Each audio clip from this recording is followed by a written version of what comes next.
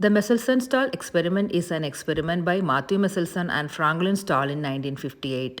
It supported Watson and Crick hypothesis that DNA replication was semi-conservative.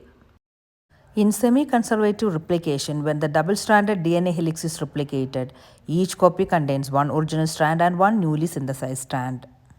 Nitrogen is a major constituent of DNA.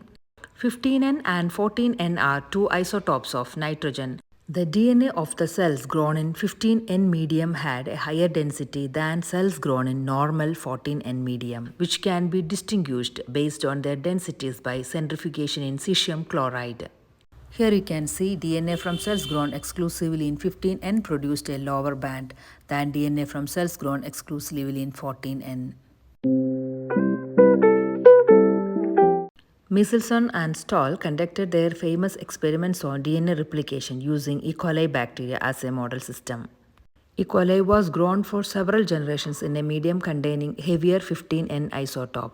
After many generations growing in the 15N medium, the nitrogenous bases of the bacteria's DNA were all labeled with heavy 15N. E. coli cells with only 15N in their DNA were transferred to a 14N medium. E. coli doubles every 20 minutes. DNA isolated from cells at the start of the experiment produced a single band after centrifugation. This result made sense because the DNA should have contained only heavy 15N at that time.